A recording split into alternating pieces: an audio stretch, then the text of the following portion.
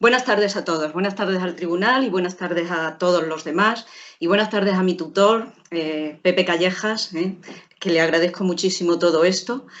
Y comienzo ya con el título de mi presentación, mi trabajo, que es Resultados de la implantación de un programa de formación en urgencias vitales en los colegios públicos CEIS San Miguel Arcángel y Escuela Infantil Félix Rodríguez de la Fuente de Plasencia. Estos son los colegios subsidiarios de atención por el Centro de Salud Plasencia 2, que es donde yo trabajo hace ya muchísimos años. Yo hace muchas ganas que tenía de hacer algo así, una formación a los profesores, pues porque veía cómo bastante a menudo venían corriendo con los niños en brazos, con mucha angustia, con mucho estrés, con mucho desconocimiento de lo que se traían entre manos. Y era necesario que le informáramos de qué es lo que había, de qué era importante, de qué no. Además, por otro lado, el Colegio de Educación Infantil y Primaria, por las circunstancias del barrio donde se ubica, pues son varios edificios, concretamente son 4 edificios que están muy separados unos de otros y bastante separados del centro de salud. Y, por otro lado, la guardería.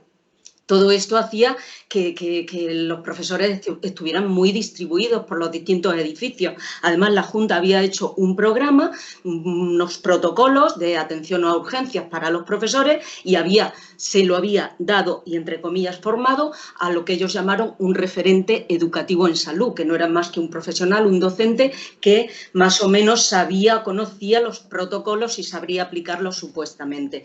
Pues solo estaba en uno de los colegios, lógicamente, y en la guardería ni siquiera sabían de estos referentes. Además, pues como en todos los colegios, creo que de España, o por lo menos de Extremadura, no existe personal cualificado en los colegios que pueda atender estos incidentes, estas emergencias que puedan surgir.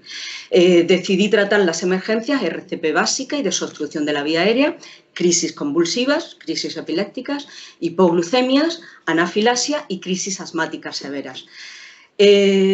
Cuando yo vi en todos los temas que Manolo o que el personal del trabajo había puesto, pues yo enseguida me cogí esto, porque era lo que yo estaba pensando hace muchos años, pero lo que pasa un año por otro y no surgía. Entonces esto fue lo definitivo para que yo pudiera hacer este programa.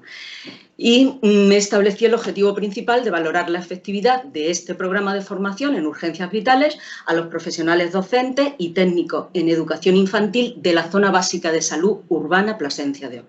Como objetivo específico, pues valorar conocimientos y actitudes antes y después del programa de formación. Y, por último, también un objetivo podría ser determinar si conocimientos y actitudes variaban en función de diferentes variables sociodemográficas. La metodología seguida fue esta, que voy a ir desgranando una a una. El tipo de investigación pues, ha sido un estudio cuasi experimental de tipo antes-después, con un muestreo universal de la zona escolar, de los colegios de mi zona de salud. Concretamente, en el CEIS San Miguel había 40 profesores y un técnico de salud, un cuidador, y en la escuela infantil, pues 11 cuidadoras. El instrumento de medida fue una encuesta de elaboración propia, aunque, bueno, pues la saqué muchas de las preguntas, pues sacadas y modificadas de mucha de la bibliografía consultada. Cogí variables del tipo sociodemográficas, que eran variables pues, personales y de situación laboral, una variable conocimientos, que la hice con 14 preguntas de conocimientos teóricos, puntuadas de 0 a 10, y actitudes, variables actitudes, de actitudes ante las diferentes urgencias que se podían presentar en el día a día. En principio, pues me fui a los colegios, hablé con sus directivos, les informé de lo que yo pretendía, hice una carta informativa para que ellos se la trasladaran a sus docentes, a sus trabajadores. Posteriormente hice un consentimiento informado que debían de firmar aquellos participantes que voluntariamente fueran a entrar en este estudio, en esta formación. Cuando tuve este consentimiento informado, establecí 2 encuestas, una para antes y otra para después de la fase de formación, con igual identificación cada una. Hice una cronología para que no se desmadrara mucho esto, tal día tenía que estar entregada la primera encuesta, tal día sería la primera formación, en fin, una cronología. Después hice un cuestionario de satisfacción para ver fundamentalmente pues, si les había gustado, qué es lo que no les había gustado, qué modificarían, qué han echado de menos, si estarían dispuestos a seguir con la formación, etc. Y me comprometí, que esto lo tengo que hacer ahora, antes de que acabe el fin de mes, a informarles de los resultados del estudio. Las actividades que hicimos fue el día primero, fueron 2 días, no hubo tiempo para más. 2 días pues de unas 2 horas, 2 horas y media cada día. En el primer día dimos RCP básica, desobstrucción de la vía aérea, y vimos el manejo de un desfibrilador automático que el colegio quería comprar. En el día segundo vimos media hora cada charlita, crisis epilépticas con el manejo de Bucolan, hipoglucemias con el manejo del glucagón, anafilasia con el manejo de la adrenalina y crisis asmáticas severas con el manejo de inhaladores y cámaras de inhalación. El análisis estadístico se hizo en primer lugar un análisis descriptivo de las características sociodemográficas, posteriormente se analizó la posible relación de algunas de estas características demográficas con el nivel preintervención de conocimiento y de actitudes. Después se hizo la comparación, el análisis de la efectividad de la formación, ajustamos la P de acuerdo a las comparaciones para evitar lo que se llama el error tipo 1, entonces salió una P de 0.003, menor de 0.003, y para ello también pues aportamos el tamaño del efecto, que no es más que la magnitud, la intensidad de la efectividad del programa, la significación clínica, digamos, más que la significación estadística. Y por último se analizó la posible relación del cambio tras la formación con algunas de las variables demográficas. La descripción de los datos demográficos, sociodemográficos, es esta, de forma resumida. Vemos que el 80% eran mujeres de una edad media, entre 35 y 45 años, con más de 10 años de experiencia y de situación laboral fija, personal fijo. Además, el 80% decían tener hijos. Un 70% decía que había tenido que atender una urgencia previa durante su actividad laboral y que había recibido algún curso, que no había recibido ningún curso de formación previa. Y un dato muy llamativo que a mí me llamó muchísimo la atención es que el 70% no conocía el protocolo de la Junta, que lleva implantado casi 3 años, va a hacer ya. Ni lo conocían, ni por supuesto sabían aplicarlo. Solamente un 11% sabía aplicar un poco en conjunto, aunque algunos, el 27%, sabría aplicar alguna emergencia, principalmente RCP, que era lo que más se había dado y habían recibido cursos de formación. Esta es la tabla desgranada, que no me voy a entretener porque los resultados englobados son esos. En la comparación preintervención que se hizo entre variables sociodemográficas y conocimientos o actitudes no se encontró diferencia significativa alguna en sexo, edad, año de experiencia, tener o no hijos, atención previa a alguna emergencia y haber realizado cursos de formación. Daba igual que fueran mujeres de más o menos años, los resultados eran lo mismo. Lo único que se encontró una diferencia significativa es que los que conocían y sabían aplicar el protocolo sí parece que obtuvieron mejores puntuaciones a la hora de saber reconocer la emergencia, estar capacitados para RCP, desobstrucción de vía aérea, conocer y aplicar adrenalina y glucagón y ir con tranquilidad con los niños crónicos con potencial de sufrir una patología aguda durante la excursión. Iban con más relajación, más estrés. La única con significación estadística, como podemos ver en la tabla, según los ajustes de comparaciones que hemos hecho, fue el conocer y saber aplicar maniobras de RCP y desobstrucción básica. Las otras 3, en amarillo, tienen un tamaño del efecto al menos moderado, pero la significación tras ajustes no fue significativa. Esta es la tabla de comparación del estudio entre la pre y la post-formación. Es una tabla un poco densa, pero quiero espero a ver si lo quito esto de aquí, espero que no se haga muy pesada. En primer lugar, los conocimientos. Los conocimientos están puntuados de 0 a 10. Vemos que en la preintervención pues había suspenso, y tras la intervención aumentó la cosa, ya aprobaron y con un bien, ¿no? Un bien de mis antiguos, con significación estadística y con un tamaño del efecto pues importante, alto. Hubo 5 variables de actitud, las señaladas en amarillo, que también tuvieron significación estadística tras el ajuste de tantas comparaciones de P. Y, por supuesto, un tamaño del efecto bastante importante. Ellas fueron: reconozco la emergencia y puedo iniciar las primeras maniobras necesarias. Sé reconocer, estoy capacitado e inicio maniobras de RCP y de obstrucción de la vía aérea.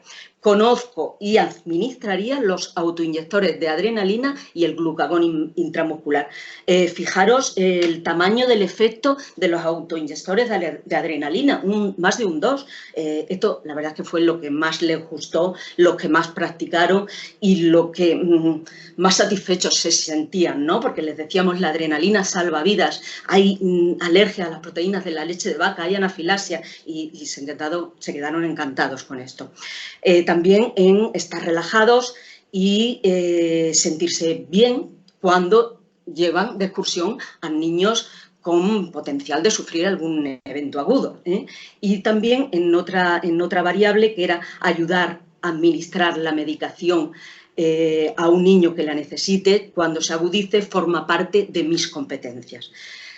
En azul están aquellas variables que no consiguieron una significación tras el gran ajuste, pero sí menor de 0,5 y con un tamaño del efecto, bueno, pues moderado, que ya conocían, tenían información y recursos suficientes en el colegio, sabían que existían los protocolos, tuvieron algo menos miedo de las repercusiones legales que se pudieran pues, acontecer por haber actuado de forma mal, por haber tenido una mala actuación, y el ayudar a administrar medicación en clase siempre que estuviera previsto, pues no alteraba el normal funcionamiento de la clase y los niños lo podían ver como normal. El resto de las variables no tuvieron significación estadística, ni tamaño del efecto ni moderado, más bien bajo todas, pero fijaros que si analizamos alguna de ellas, por ejemplo, es necesario que tengamos conocimientos de las emergencias en el colegio, de los docentes. Pues ahí partimos de una puntuación de la escala de Likert que es totalmente de acuerdo o bastante de acuerdo, y la intervención no la modifica. Es que ya ellos están de acuerdo en que son necesarios estos conocimientos, ¿no? Igual ocurre en el currículum de profesores. Esta variable significa: es necesario que el currículum en el grado de educación infantil y primaria tenga asignaturas en primeros auxilios. Parten de una puntuación de casi totalmente de acuerdo, ¿no? Y, bueno, pues no se modifica. En cambio, enseñar RCP, esta era, es necesario que profesores y técnicos conozcamos las técnicas de RCP para poder en un futuro enseñar a nuestros alumnos, pues pronto va a entrar en el currículum de nuestros alumnos, principalmente en la educación física, en la materia de educación física. Bueno, ahí ni sí, ni no, ni sí. No se pringan demasiado. Bueno, a todos nos cuesta acoger nuevas funciones, ¿no? Pero eso será así probablemente en poco tiempo. ¿Qué me queda? Actividad con los alumnos. O sea, los alumnos con enfermedades potenciales de padecer eventos agudos pueden hacer actividades propias de todos los demás, como ir de excursión, como educación física. Ahí, bueno, pues no había poco aumento. Y el estrés que le suponía atender a una urgencia en horario escolar, pues tampoco se modificó demasiado. Bueno, hay modificaciones, hay importantes transformaciones, digamos, pero a mí se me ha quedado pequeño. Yo esto no sé si la muestra es pequeña, si yo no he hecho bien la encuesta, si yo no he dado bien los cursos, no lo sé. Se me ha quedado un poco corto. Bueno, espero... Ahí, ¿qué pasa? ¿No pasa? Es que he quitado... A ver... No soy capaz de pasar. Ah, ay, perdón. Bueno, esto no es más que lo que hemos dicho antes, ¿eh? A ver, no. Perdón. Ay, esta quería poner, esta desde aquí. Ah, esto es la formación y relación de las características sociodemográficas. Tras la fase de formación, pues no hubo cambios significativos en ninguna de las variables. Por ello, deduzco que la efectividad del programa es independiente de las características sociodemográficas. Como conclusiones, los profesionales educativos de nuestra zona básica de salud tienen falta de preparación teórica y práctica en emergencias sanitarias. Esto es así y en todos los estudios que he visto es así. Su actitud inicial es de temor, de evitación, de rechazo del niño, tienen miedo a las repercusiones legales, sus conocimientos y actitudes en principio no se relacionan con la edad que tengan, con el sexo, parece que las mujeres, bueno, pues están más predispuestas a todo, en este estudio no hubo diferencias, de los años de experiencia que tenían, de la situación laboral, de si tenían o no tenían hijos, de si habían atendido una urgencia previa o de si habían hecho algún curso de formación anterior, ni antes ni después de la formación. Aquí, en este caso, un programa formativo básico, corto, sencillo, no hubo para más, pues mejoró los conocimientos, la seguridad y disminuyó, por tanto, el estrés, con lo que mejora la integración del alumno con enfermedad. Creo que es necesaria la formación en emergencias durante los estudios de grado. Es necesario, y así me lo transmitieron, continuar y reforzar la formación, y para mí una cosa muy importante es que se han establecido vías de colaboración entre ambas comunidades, entre los docentes y entre el mundo sanitario, cosa que a veces cuesta. Perspectivas de futuro. Tengo pensado para el próximo curso extender la formación a toda la zona básica de salud. Mi centro de salud tiene una zona rural muy amplia, tengo 8 pueblos, 8 colegios más rurales y mi idea es transmitir la formación a todos los colegios. Primero en emergencias, pero también me tengo que adaptar a lo que me pidan los profesores, ¿eh? Entonces, y de lo que los niños patológicos que tengan los colegios. Entonces, esto se hará el año que viene, poquito a poco, y ya que he empezado, pienso seguir y me ha gustado mucho el poder por fin realizar el trabajo que yo tenía hace mucho tiempo. Muchas gracias. Bueno, pues muchas gracias. Yo creo que está muy bien resumido tu trabajo y es muy interesante el tema.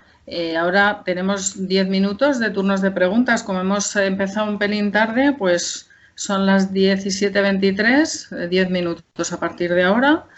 A mí, aparte de darte la enhorabuena, fíjate, se me ha planteado un tema que no es exactamente de tu trabajo, pero como te has metido en esto de la educación, para docentes y colegios, me gustaría saber tu opinión respecto a actividades que hay ahora que se están proponiendo para que los propios niños sean capaces de realizar, por ejemplo, una reanimación. No sé, esto es un poco paralelo a tu tema, pero me gustaría saber tu opinión. ¿Me habéis oído? Sí, tienes que activar el audio. Te lo he desactivado, Antonia, porque estaba dando reverberación. Actívate. Vale. ¿Ya me oís ya? ¿Me oís ya?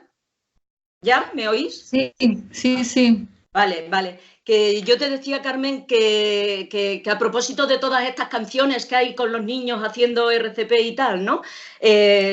Me parece que es necesario, pero yo creo que antes tenemos que formar a los profesores, fíjate, porque como un profesor enseña, no lo hacemos nosotros. A los niños, esa pedagogía yo creo que no lo hacemos nosotros. Nosotros tenemos que enseñar a los profesores y los profesores enseñar a los alumnos y que sea pues una asignatura más de primeros auxilios en los niños, y así todo va entrando en la cadena y la cadena formativa de la población en general, que siempre debe empezar en el colegio. Eso es lo que tengo en mente yo ahora mismo. Muy bien, pues si queréis alguno de los vocales. Juan Carlos, ¿ya nos está? Sí, ¿verdad? Sí. Hola, ¿me oís? Sí, Juan Carlos. Hola, Antonia, enhorabuena por el trabajo. Nosotros también hemos hecho trabajos similares, creo que estamos referenciados en la bibliografía por también una encuesta que hicimos al profesorado y estamos desde el grupo de educación de la SICAP intentando poner en marcha el protocolo alerta escolar, que veo que esto en realidad es también un pequeño alerta escolar. Perdona, ¿dónde trabajas tú? Que no recuerdo. En Valencia. Ah, vale. A nivel de un centro de salud. Y lo que te quería preguntar era el protocolo que tenéis en la Junta, ¿en qué consiste?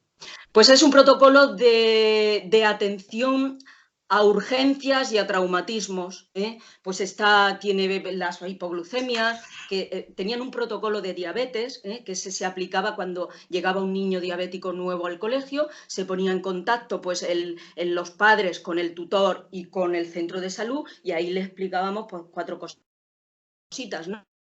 Pero solamente el tutor.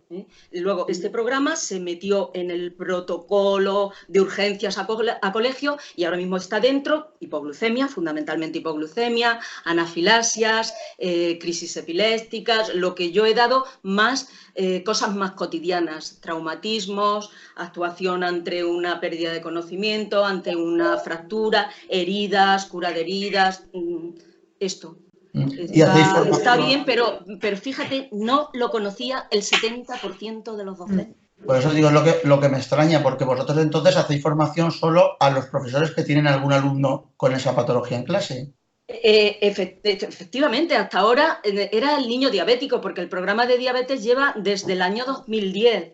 Este programa se ha metido en el 2016, va a hacer 3 años ahora, y de lo demás, pues no había más. La Junta hizo este protocolo, nos lo presentó a los sanitarios, bueno, nos dijo, hemos hecho esto, ahí lo colgamos en Jara, que se llama nuestro informático, en Jara, en el gestor documental.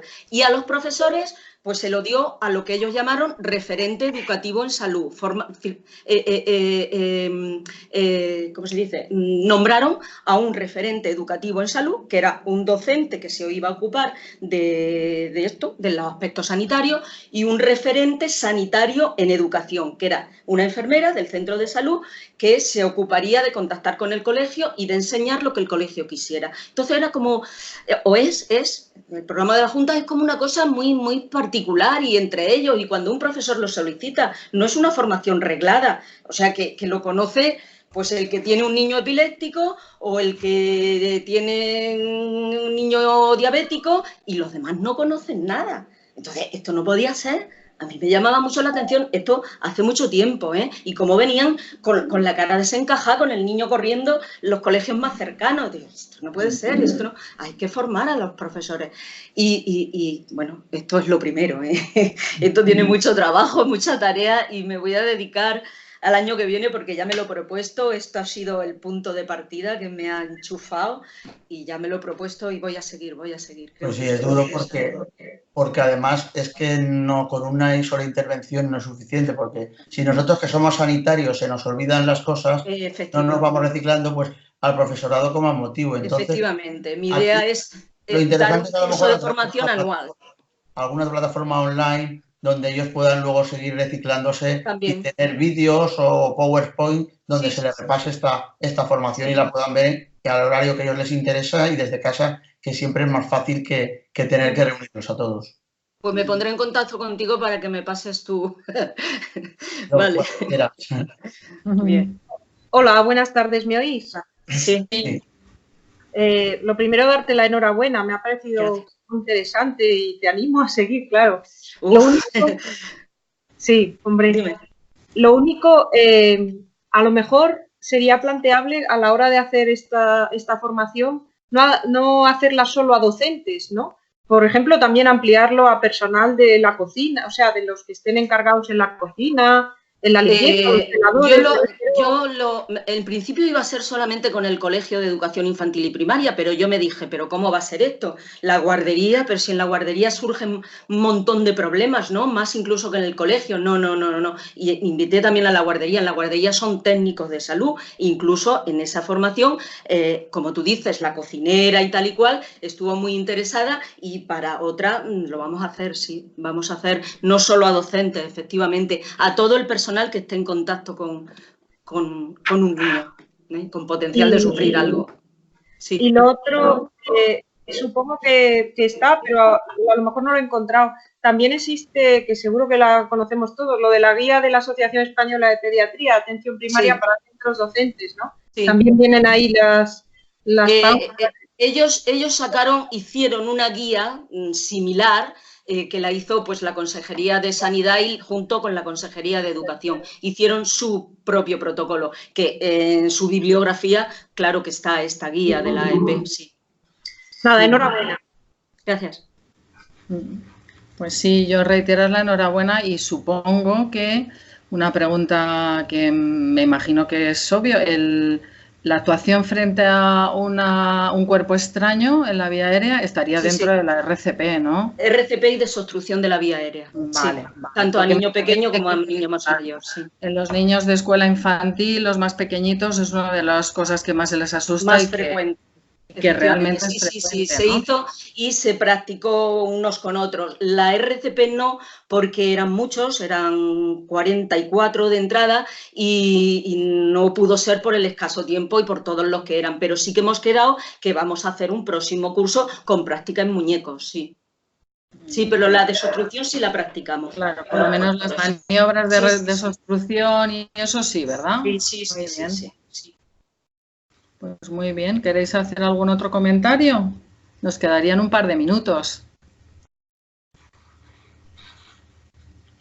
Bueno, y un aspecto que... Perdón, Manolo. Para intervenir. Sí. En el tema educativo hicimos un ensayo clínico sobre educación en asma, en el cual entregábamos la herramienta educativa al profesorado, que se lo preparaba en las clases, serían 3 clases, para saber distinguir un síntoma asmático o cuándo se tiene que acudir a urgencia, incluso cuándo se debe de ayudar. Si vas a hacer eso, está a tu disposición. Tenemos programas completos con libros, manual del profesorado y DVD con CD donde se pueden presentar las clases. Vamos, que a tu disposición, porque es interesante, porque queda en manos del profesorado la capacidad de instruir a los demás. Solamente el sanitario se lo enseña cómo lo debe de aplicar, y a partir de ahí el que aprende consigo mismo es el profesor. Pero no sé qué experiencia tuviste tú cuando empezaste, pero los docentes, hasta que van entrando, no, eso no es responsabilidad mía, no, que vengan los padres si quieren. Cuesta, ¿no? Costaba. Cada vez son más conscientes de que si hay que atender, y tienen que estar formados y tienen que hacerlo. Yo creo que la costado, de primeros auxilios puede representar un hándicap para ellos. Entonces, si tienen esa herramienta en sus manos, pues además de aprender de manera amigable, pues mantiene por lo menos en los 6 meses que duró la intervención, y eso ya se queda en manos de ellos, pues se quedan con esos conocimientos para poder aplicarlo. Sí. Y yo un aspecto también que me ha resultado muy gratificante es la relación que hemos establecido, ¿no? Entre profesores y centros de salud. Parece que somos más amigos, ¿no? Y que nos comunicamos más, y que me dan información y que me la piden y que yo se la doy, que eso creo que también es muy importante. Sí, yo iba a decir que me parecía un tema importantísimo, porque el ponerse cara y el quitarnos de los profes, los médicos, esas a veces separaciones que hay que son muy artificiosas, pero que cuestan tiempo, y lo que tú estás haciendo es muy importante. Sí, así es que esa parte me parece importantísima. Sí. Además, quería hacer un comentario de lo que ha comentado también Manolo, que durante el tiempo que está el alumno en el colegio, la custodia la tiene el colegio. La tiene el colegio, la tiene el docente. 100% de lo que le pase al niño, con lo cual, por mucho miedo que tengan o que no quieran actuar, es que entra dentro de sus obligaciones. Sí, así es. Pues nada, que animarte a continuar y darte la enhorabuena. Así es que si no tenéis alguna otra pregunta, alguna otra sugerencia, pues si queréis pasamos al siguiente.